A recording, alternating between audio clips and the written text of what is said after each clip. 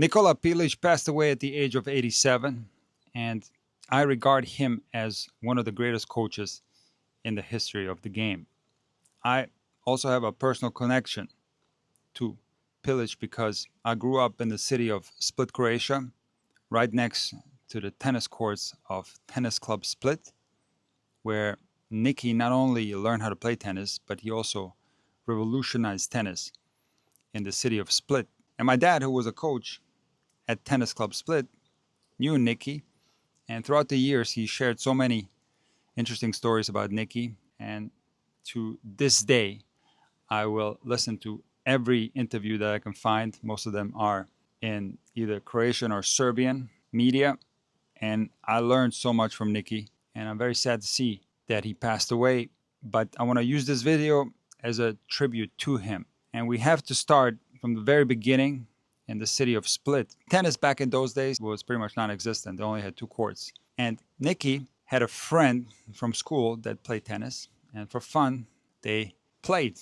And Niki, without having had a single lesson, right away picked the game up and had a lot of talent for it. And he fell in love with it. He ended up buying an 11-year-old Maxima wooden tennis racket.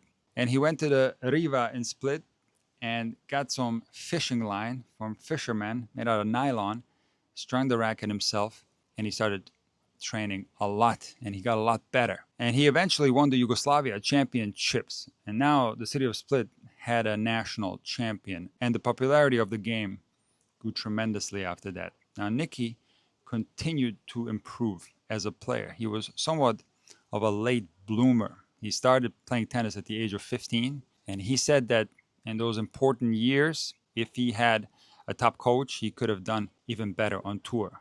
But despite having started late, Niki had a phenomenal professional career and was part of a group that was very important for professional tennis, which we'll get to later. So Niki's biggest result in singles was reaching the finals of Roland Garros in 1973, where he lost to Ilie Nastase. But Niki also won the US Open in 1970 with Pierre Barthez. Some of you guys might not know that back in those days, tennis was an amateur sport, and players were getting paid close to nothing to participate in the Grand Slam tournaments. And Niki Pilić was part of the handsome 8 that were responsible for the beginning of professional tennis as we know it today. Now, Niki Pilić back in those days fought very hard to improve the treatment of the players at the biggest tournaments. And he was suspended from playing Wimbledon in 1973 for having skipped Davis Cup. And Niki had played Davis Cup for 19 years for Yugoslavia, but he had qualified for the Masters, which was held at the same time as the first round of Davis Cup. And he told the federation in advance that he wasn't going to be able to play, but they suspended him anyway. And this led to a boycott in Wimbledon, where 81 out of the top 100 players did not show up. And according to Niki, a year later, in 1974, Wimbledon got so scared because the level of tennis had dropped drastically and conditions quickly started improving, not only in Wimbledon, but at the most important tournaments in general. Niki played on the professional tour into his late 30s, and he then transitioned to coaching. And he started his coaching career in Germany, where he took on 3 players. Andreas Maurer, Damir Keretic, and Peter Elta were all ranked below 150 in the world. And after 13 months of Niki working very hard with these players, they all were ranked in the top 50.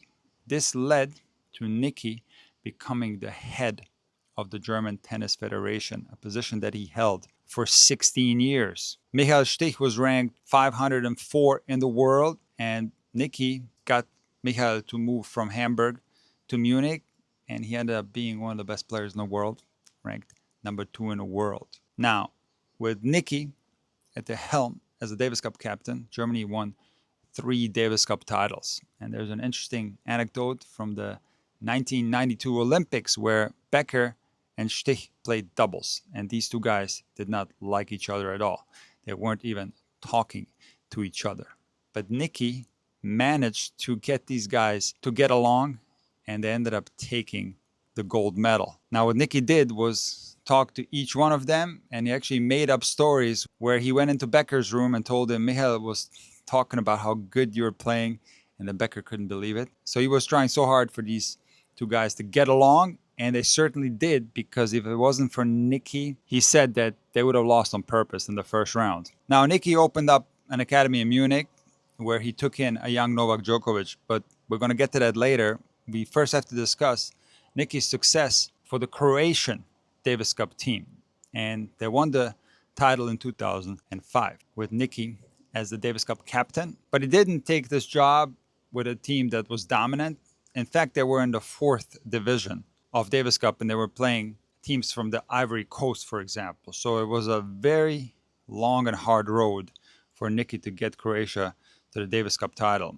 And in 2005, in the first round of Davis Cup, Nicky, as the Davis Cup captain, had one of the most spectacular Davis Cup wins in the history of the event, because they played the United States in LA, and the team was absolutely stacked with Andy Roddick, Andre Agassi, and the Bryan brothers. And Croatia showed up with Ljubicic and Ancic. And Ljubicic was on absolute fire that week. He took out Roddick and Agassi, and Ljubicic and Ancic took out the Bryan brothers in doubles, and Croatia ended up beating the United States in the United States, something that hadn't happened in 105 years of Davis Cup competition, with the U.S. losing at home in the first round. So Croatia ended up winning the Davis Cup in 2005. But that's not all. Nikola Pilić was also an advisor for the Serbian Davis Cup team that won the Davis Cup title in 2010. So there's no other coach in the history of tennis that had won 2 Davis Cup titles with 2 different nations, and Nicky has managed to do this with 3 different nations. And nowadays, Davis Cup has lost some importance because they changed the format, but back in the day, Davis Cup was an extremely important competition, and Nicky managed to win 3 Davis Cup titles for Germany, where Germany was the greatest tennis nation in the world. There was so much excitement about the game, but not only that, there was also a lot of pressure. Now, let's transition into his academy in Munich, Germany. So Nicky lived in Germany for 35 years, and he opened up a high-performance academy. And Nicky was able to take 39 players and take him into the top 100 of the world rankings. And Nicky got the chance to work with Novak Djokovic in his teenage years for 4.5 years, possibly the most important years of a tennis player's development. A lot of things can go wrong in those years, and a lot of things can go right if you have the right guidance.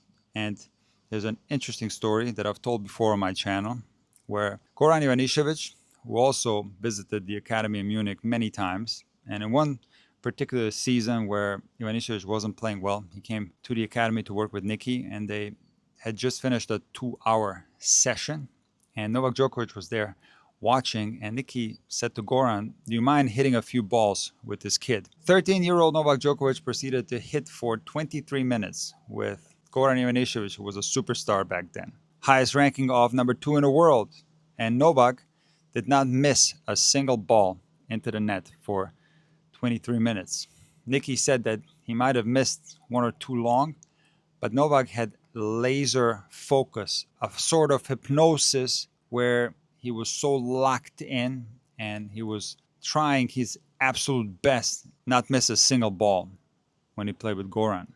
After this hitting session was over, Goran went up to Nicky and said, "Sure, Niko, može bit šta od ovog maloga." And one thing that I learned from my dad is that everyone respected Nicky, and they called him Sure Niko, which is the equivalent to Mr. Pilić. And Novak had heard that Goran was calling him Sure Niko, and other players as well. And since then, Novak would call Niki Pilić Sure Niko, which is a sign of respect that Niki Pilić truly deserves. Now, he at this time didn't know how good Novak was going to be, but he saw greatness in him, in his laser focus, and the way he thought about the game of tennis.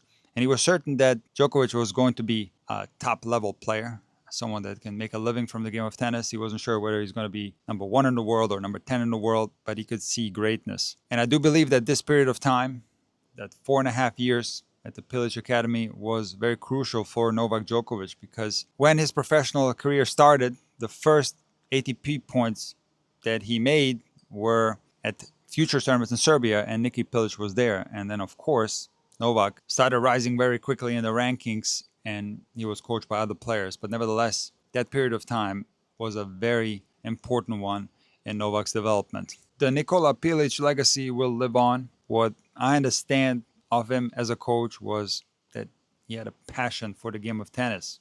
Since that first day on the court and him stringing up that old wooden Maxima racket with the fishing line, he developed this passion for the game of tennis. And I've heard him say in interviews that that is the most important element when it comes to playing tennis. You have to have a passion for the game, because then the work becomes easier. Now, the work is never easy, because Niki Pilić was also someone that was very disciplined and a very hard worker. Not only for his coaching, he continued to coach towards the very end. He wasn't coaching every day, but several times per week he would spend 3 hours on the court in Opatija, Croatia. He had eventually moved from Munich. But he also kept himself in phenomenal shape and played extremely well into his 40s, 50s, 60s, and even his 70s. Niki Pilić was also someone who applied the step-by-step approach when it comes to goal setting in the game of tennis, something